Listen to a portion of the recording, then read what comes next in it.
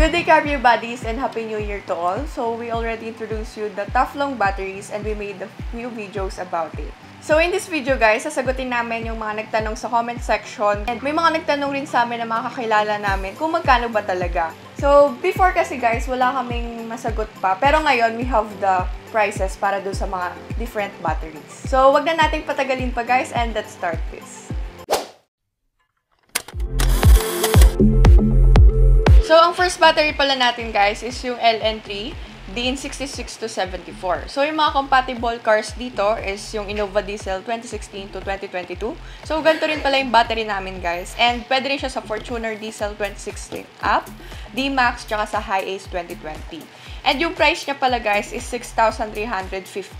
So, syempre, mahal pa rin yun. Pero kung i-compare nyo sa ibang prices, mas mura na to. And for the second battery naman natin, guys, is yung 55B2 4L 1SN. And yung mga kotse naman na pwedeng sa battery na to is yung Vios, Corolla, Civic, tsaka Almera. So, napansin ko puro mga sedan to. And ang price niya naman is 4,650.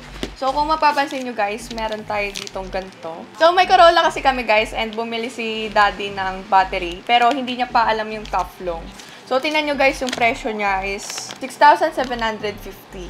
So, kung i-compare natin dito sa 4,650, mas makakamura talaga tayo dito kay Teflon. And dun nga pala, guys, sa Corolla namin is Amarron pala to, guys. So, maganda rin siyang brand, pero kung i-compare nga sa Teflon, mas makakamura talaga. And yung pang third battery naman natin is yung 48B19 over NS40. So, dito naman yung mga small hatchback tsaka sa mga MPV. So, kagaya ng Wigo, Honda Brio, City, BRV, Jazz, Ertiga, tsaka Expander. So, ang price niya pala, guys, is 3,950. And kung napanood yung mga previous videos namin, guys, meron kaming Ertiga dati. And napalitan namin yung battery nun, which is Motolite pa siya. So, kung i-compare natin siya sa 3,950, yun kasi yung Motolite is 4,000 pataas pa. Compared talaga yung Teflon sa iba, kagaya ng Amarron and Motolite, mas mura talaga yung Teflon. And meron din pala tayo, guys, sa battery na 105D 31L or 3SM. So, ito naman yung mga compatible dito is yung Innova Hilux, Fortuner na old model. May Montero din, tsaka Strada, Ranger, tsaka Everest na old model. So, yung presyo niya pala, guys, is 6,450 pesos. Ang next battery naman natin is yung LN4 or DIN77 290. And yung mga compatible naman dito is yung Everest, Ranger na 3.2 liters, yung new model nila, and yung Ford Raptor. So, yung presyo niya pala, guys, is 7,450 pesos. Next is yung 75D3L or 1SM. So, dito naman yung Subaru XV, Impreza, Forester, BRZ, Mazda 3, Mazda 6, tsaka yung MS5. Mitsubishi Mirage, tsaka yung Nissan X-Trail. So, ang dami kong alam dito na kotse na ito pala yung battery nila. So, same lang sila. And yung presyo niya is 5,250 pesos. So, for the last one, guys, meron tayo dito 95D26L or 2SM. And yung mga pwede dito, guys, is yung Toyota Diesel old models, Isuzu Sportivo, Mitsubishi Adventure, tsaka yung Lancer, Nissan Navara, tsaka yung Terra na new model.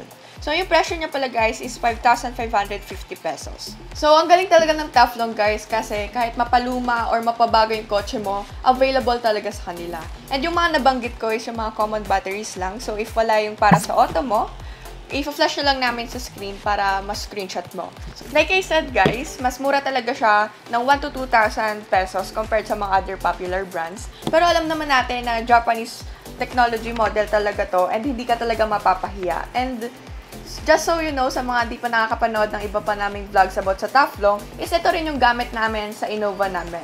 So, saan nga ba mabibili yung mga Teflon batteries? So, meron silang shop dito sa TikTok, which is Teflon Battery PH. So, yung link niya is ilalagay na lang namin sa baba. So, madali lang yan i-click para kung gusto nyo na ma-check kung ano bang mga batteries yung available.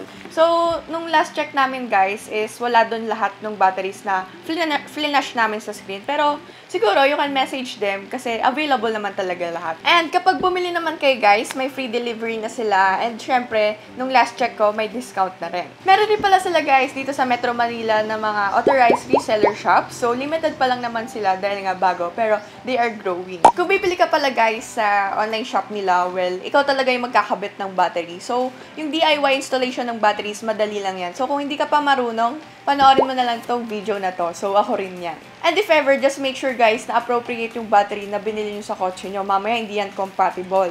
So, kung nahihirapan kayo mamili, pwede nyo rin panoodin yung video ni Ate Darlene dito kung paano ba pumili ng tamang battery para sa kotse nyo.